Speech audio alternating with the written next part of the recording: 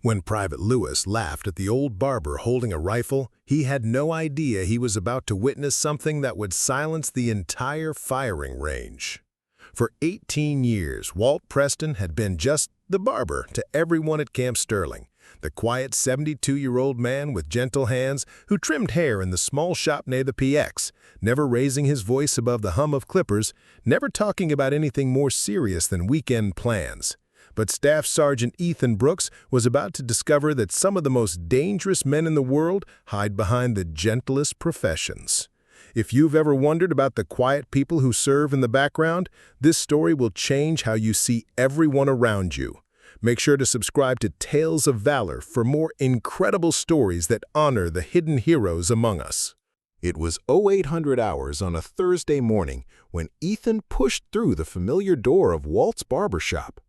The small space smelled of aftershave and old leather, with vintage barber chairs facing a mirror wall covered in military photos spanning decades.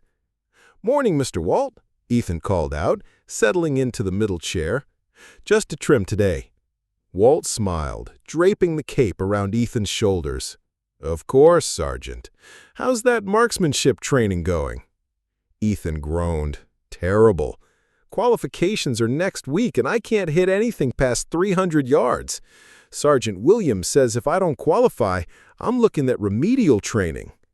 Walt's hands moved steadily, trimming with practiced precision. Snip, snip, snip.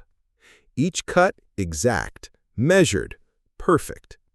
Shooting is about patience, breathing, heartbeat, finding the quiet space between thoughts. Ethan laughed. "You sound like you know something about it, Mr. Walt." The older man's hands paused for just a moment.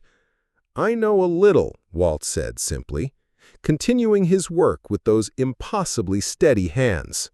20 minutes later, Ethan was walking toward the firing range when he spotted Private Lewis, a cocky 20-year-old from Texas who'd been struggling with marksmanship training. "Brooks," Lewis called out, waving his rifle. "Want to see something pathetic?" At the range, Lewis was attempting to sight targets at 400 yards. Shot after shot went wide, his frustration growing with each miss. "This is impossible," Lewis muttered. "Nobody can consistently hit targets at this range with iron sights." That's when Ethan noticed Walt standing at the fence line, watching quietly during his lunch break. "Mr. Walt," Ethan waved him over. "Lewis here thinks long-range shooting is impossible." Walt approached slowly, his experienced eyes taking in the setup, the targets, the rifles, the wind conditions.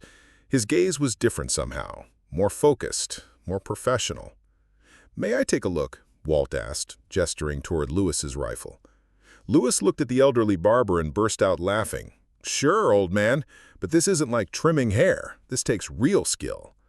Several other soldiers had gathered, drawn by the unusual sight of the 72-year-old barber examining a military rifle. Whispers and chuckles rippled through the crowd. Walt lifted the weapon, and everything changed in an instant. The transformation was immediate and startling. Walt's entire demeanor shifted. His stance became solid, balanced, unmistakably professional. His breathing slowed to a measured rhythm. His hands, which had been gentle with scissors, now held the rifle with decades of muscle memory. The laughter died completely. Walt raised the weapon smoothly, peering down the iron sights with intense focus. The crowd fell silent, sensing something profound was about to happen. "Wind is coming from the southwest at about 6 miles per hour, Walt murmured. "Target is 420 yards. Slight uphill angle." He adjusted his stance with microscopic precision, found his breathing rhythm, and squeezed the trigger with smooth control. The shot rang out across the range. Bullseye, dead center. The crowd was stunned. Then Lewis called out, "Lucky shot, old man." Walt didn't respond. He simply worked the bolt action with fluid efficiency, chambered another round, and fired again. Bullseye. And again. Bullseye. 5 shots, 5 perfect hits, at a distance that had been giving trained soldiers trouble all morning. Lewis's mouth hung open.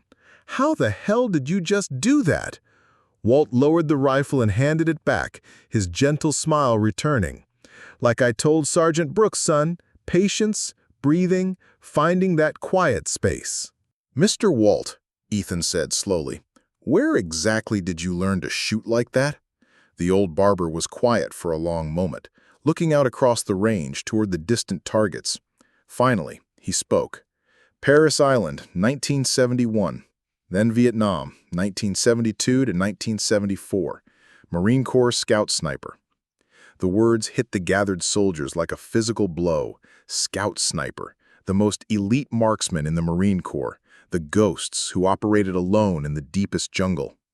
"How many confirmed kills?" whispered Lewis, all cockiness evaporated. Walt shook his head gently.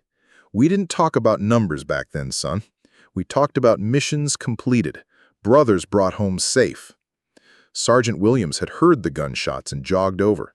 When he saw the perfect target downrange, his expression shifted to amazement. 5 shots, all within a 2-inch group at 420 yards with iron sights, Williams said, examining the target through binoculars. "Sir, what unit were you with?" "3rd Battalion, 4th Marines," Walt said simply. "Scout Sniper Platoon." Williams' face went pale. "Sir, that unit, they were legends. Some of the most decorated snipers in Marine Corps history?" Walt nodded slowly. "Good men, everyone.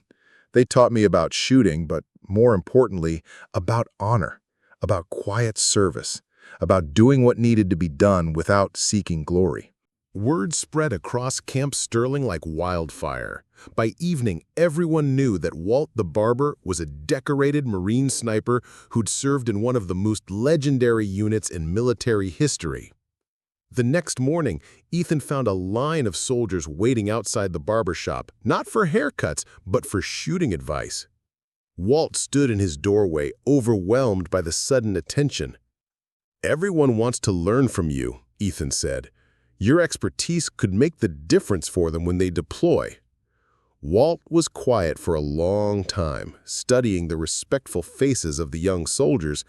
Finally, he nodded. "All right, but we do this right. Shooting isn't about taking life. It's about precision, discipline, protecting those who can't protect themselves." For the next hour, Walt worked with each soldier individually, teaching not just technique, but philosophy. Your rifle is an extension of your body, but your mind is what makes the shot. Fear makes you rush. Anger makes you sloppy. Find the calm center and let the shot find itself. 6 months later, Ethan stood at the same firing range, now qualified expert marksman, teaching new recruits using Walt's techniques. "Remember," he told them, "precision isn't about power, it's about patience, breathing, finding that quiet space between thoughts." He looked toward the barber shop where Walt was visible through the window, cutting hair and chatting with a young soldier. Some of the most important people in your military career won't be the ones wearing the most ribbons. They'll be the quiet ones, the ones who serve without seeking recognition. As if sensing the attention, Walt looked up and waved. Ethan waved back, thinking about how many times he'd sat in that chair, never knowing he was talking to a living legend. "Never underestimate the quiet ones," Ethan told his students. "You never know what wars they've already won."